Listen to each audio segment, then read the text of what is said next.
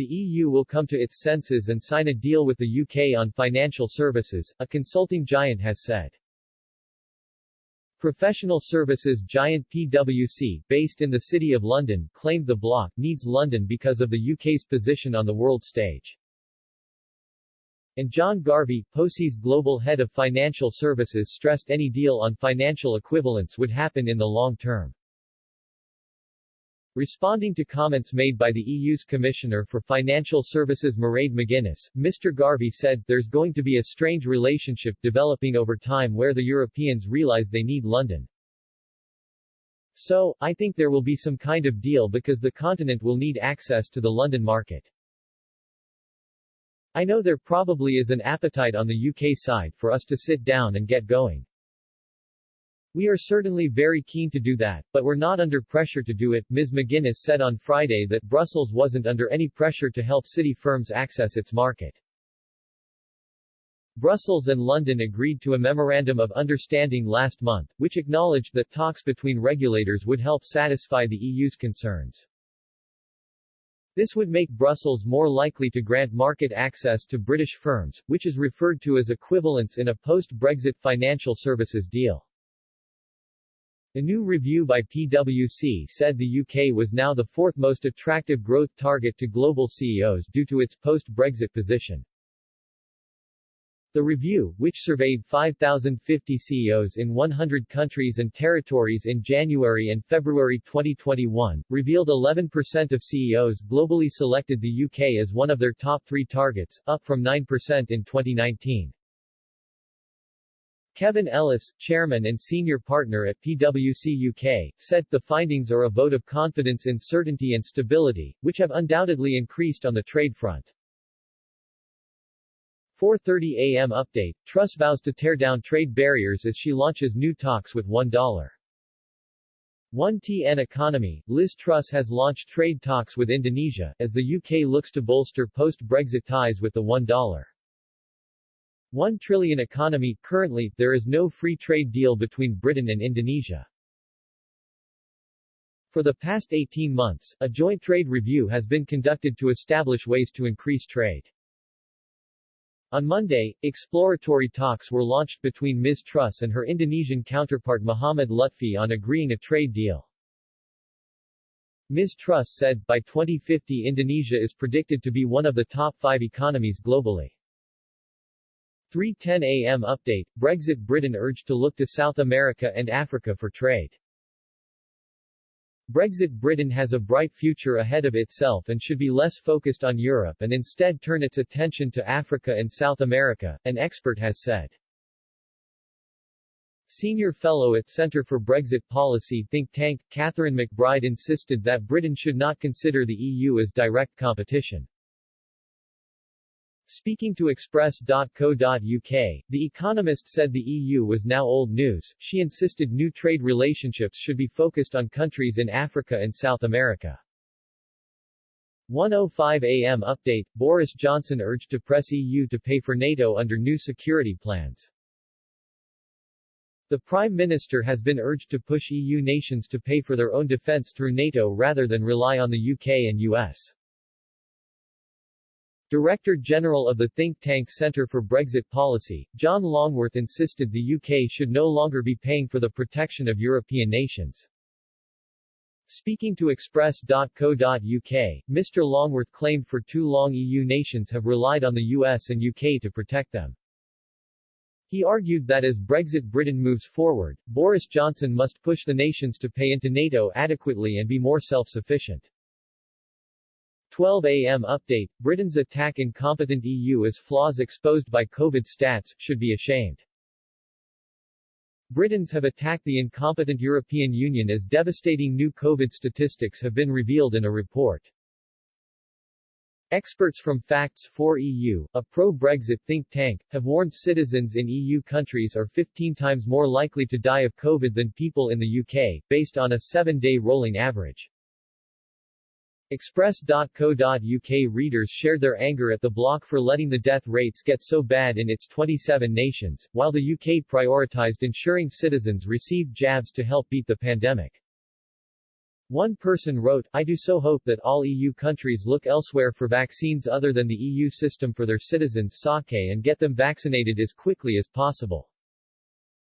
Another reader said, "No doubt they will try to blame Brexit and the UK for their own incompetence." 9:10 p.m. Update, EU Civil War, von der Leyen launches unprecedented public attack on Council boss Michel. The European Union's presidents are at war after Ursula von der Leyen denounced her colleague for leaving her standing at a meeting about women's rights. Commission Chief Mrs. von der Leyen slammed President of the European Council Charles Michel and Turkey's President Recep Tayyip Erdogan for denying her a seat earlier this month at the summit in Ankara. The German said she felt hurt and alone by the events, insisting the incident had only happened because she was a woman. In an unprecedented attack on her colleague, Mrs. von der Leyen told MEPs, "I am the first woman to be President of the European Commission. I am the President of the European Commission. This is how I expected to be treated when visiting Turkey 2 weeks ago, like a Commission President. But I was not. I cannot find any justification for how I was treated in any European treaties, so I have to conclude that it happened because I am a woman." Would this have happened if I had worn a suit and a tie? In pictures of previous meetings I did not see any shortage of chairs, but then again I did not see any pictures of women neither. 7:35 p.m. Update, Frexiteer lists 10 reasons to quit bloc group of EU leaders shamed. A Frexit campaigner has launched a stunning attack on the European Union and outlined 10 reasons why France should quit the bloc. And another influential Eurosceptic politician has taken aim at 8 European leaders for failing to implement change. Patrice Calli and François Asselineau, 2 leading figures of the Eurosceptic Union Populaire Républicaine (UPR) party, tore into the EU27 in a series of posts on social media. Mr. Calli, a member of the UPR National Office, said France should leave the EU in order to restore democracy, save French industry, and protect public health. Mr. Asselineau, founding president of the UPR, singled out 8 EU leaders for not carrying out promises to reform the bloc, including former Deputy Prime Minister of Italy Matteo Salvini, Hungarian Prime Minister Viktor Orban and Austrian Chancellor Sebastian Kurz. 7 p.m. Update, Merkel's manufacturing industry hit by devastating problems, outlook is diminishing. German manufacturers have been hit by massive supply chain disruption in a blow for hopes of a swift economic recovery from the coronavirus crisis. A survey of manufacturing firms found that half reported disruptions to their supplies of parts or materials in the past month. The survey by the IFO Institute found levels of turmoil at their highest level in 30 years as pandemic-stricken businesses attempt to bounce back. Rising consumer demand, lockdown measures to restrict the spread of COVID and containing shipping delays have all blighted global supply chains. 5:25 p.m. Update, UK crumbling, Irish expert says Brexit helped SNP take back control, supreme irony. Brexit has helped the SNP take back control and could lead to the breakup of the UK, an Irish professor has warned. The May 6 election is being used by the SNP as a de facto vote on independence, with Nicola Sturgeon repeatedly threatening to rejoin the EU if Scotland goes it alone. If the SNP secures a majority, Ms. Sturgeon said she will have the mandate to demand a vote on Scottish independence, just 7 years after the 2014 referendum. Professor Donasha Obichain of Dublin City University said Brexit had, ironically, made the UK's union more unstable. 4:10 p.m. Update, millions of British investors eye business away from EU as support for Brexit rockets. More British investors than ever are flocking to do business with emerging markets unlocked by Brexit, new research shows. Millions want to pump cash into markets where our European Union membership would have restricted free trade with. The revelation comes after another opinion poll found that more Britons for the first time said our decision to quit the bloc was the right one. On the back of this Brexit optimism, investors are starting to look at previously out-of-reach markets, like India, Vietnam and Brazil. 3:30 p.m. update, nobody is letting us in. Jasmine Harmon exposes Brexit impact on show A Place in the Sun. A Place in the Sun presenter Jasmine Harmon has opened up on the difficulty of filming abroad in the wake of Brexit, speaking in an exclusive interview with Express. Co.uk, Jasmine Harmon, 45, has revealed she is really keen to get back to filming new episodes for her hit show A Place in the Sun. However, due to changing rules as a result of Brexit, nobody is letting the crew in at the moment. The property expert shared that as a result of the UK no longer being part of the EU, there are now new regulations in place. But hopefully as soon as borders begin to open following the easing of coronavirus lockdown restrictions, she will be able to work abroad once more. 2:45 p.m. update, Sturgeon's EU crisis, Scotland hard border inevitable. Nicola Sturgeon's independence plan could encounter big barriers as a report warns of Eurozone membership and an inevitable hard border for Scotland. The SNP leader appeared to admit that an independent Scotland would have to endure a hard border if it joined the EU. The Scottish First Minister told Andrew Marr on Sunday that she was not denying EU regulations would see goods and livestock being inspected on crossing points between England and Scotland. However, she tried to quash any reservations over independence by saying that Scotland will try to negotiate post-independence arrangements in order to keep trade flowing easily across the border. 2 p.m. update, Brexit trade deal, cheaper Aussie wine to hit supermarket shelves. Cheaper Australian wine will be on the supermarket shelves once the government signs a trade deal with the nation. International Trade Secretary Liz Truss said the agreement will help UK shoppers by lowering the prices of imports. And it will fuel growth by creating jobs as the number of exports increase, including in premium items such as cars and Scottish whisky. Ms. Truss dismissed claims that Australia will do 5 times better out of the deal than the UK as very defeatist and pessimistic. 1:15 p.m. update, Britain still tied to EU agreement. Brexiteer raises alarm. Britain is still sticking to EU budget regulations. Brexiteer Sir John Redwood has warned, well after a year after Brexit, with the Tory MP claiming, it's as if we never left. And the MP for Wokingham has urged Boris Johnson and Chancellor Rishi Sunak to be bold by relaxing requirements to keep state borrowing low in order to fuel faster growth outside the bloc. Sir John, a member of the European Research Group, ERG, with strong views and what he sees as the shortcomings of the Eurozone, made his remarks in the course of an op-ed written for the Conservative Home website. He wrote, the UK economy is currently being run on the Maastricht rules as if we had not left the EU. 12:30 p.m. update, Brexit Britain in economy boom as EU faces bankruptcy threat. Brexit Britain is set to enjoy a boom to its economy after managing to control the pandemic and carrying out a successful vaccine program, while the EU is somewhere between undercapitalized and bankrupt, a financial expert has told Express. Co.uk, the total number of vaccine doses given in the UK reached almost 46.3 million on Sunday, with a further 498,430 second doses and 142,215 first doses reported. More than 33.7 million people have now received their first dose and almost 12.6 million are fully vaccinated as the NHS announced it would set out when 40 to 43-year-olds would be able to book appointments in the coming days. Health Secretary Matt Hancock hailed the great news of being able to open up jabs to 44-year-olds came after a huge few days for vaccinations.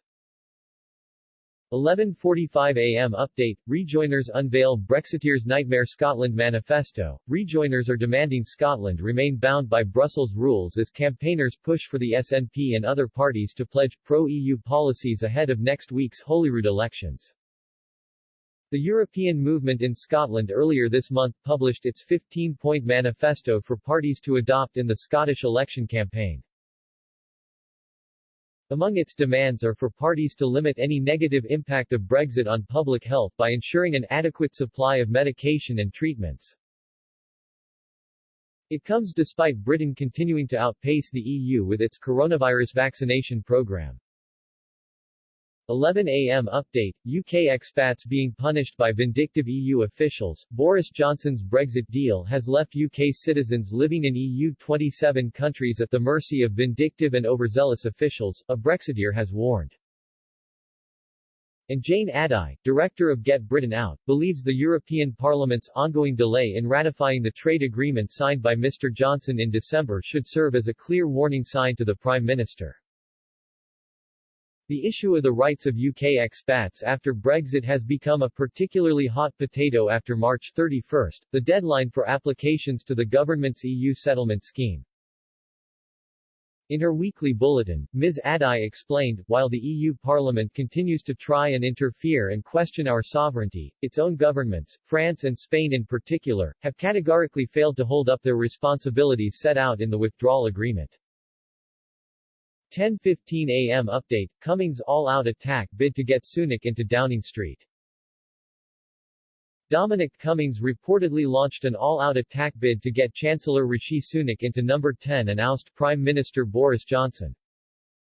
Former government advisor Dominic Cummings is embroiled in a row with the Prime Minister as damaging accusations about Boris Johnson emerge. Mr. Johnson was accused this week of saying he would rather allow bodies to pile high in their thousands than impose another national lockdown. It was reported that the Prime Minister made the remark after he ordered the second lockdown at the end of October. 9:30 a.m. update, Brexit news, Labour plotting to sabotage EU deal. Rebel Labour MPs are urging Sir Keir Starmer to support changes to the Brexit deal agreed on Christmas Eve. A report written by left-leaning group Another Europe is Possible claims there is a series of critical failings in Boris Johnson's Brexit deal. The report, titled The Fundamental Problems in the UK-EU Trade Deal and How It Can Be Reformed, claims there is a risk and uncertainty for jobs and investment arising from the potential for tariffs on UK exports if Westminster uses Brexit to deregulate. It also claims the Brexit deal has crippled food exports and barriers to trade resulting from a lack of agreement on food and animal welfare regulation.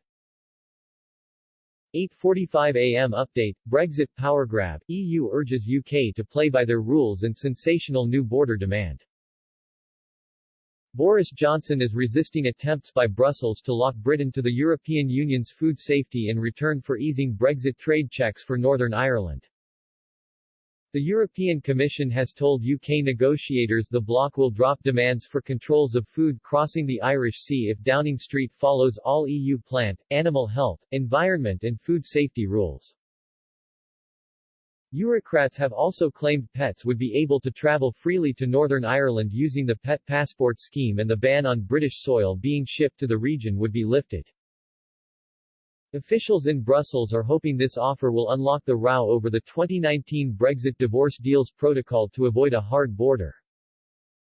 8 a.m. update, Boris urged to step up regarding knee Brexit-related protests. A group of former political and religious leaders have urged the Prime Minister to step up to tackle recent violence in Northern Ireland. Police came under sustained and violent attack on both sides of a Belfast peace wall earlier this month following successive nights of violence. Loyalists staged protests at the so-called border in the Irish Sea following Brexit, claiming the Northern Ireland Protocol has undermined the region's place within the Union. A joint letter signed by Lord Patten, 4 former Secretaries of State, a former Chief Constable and former Archbishop Robin Eames calls for urgent action, including engaging directly with local parties and communities.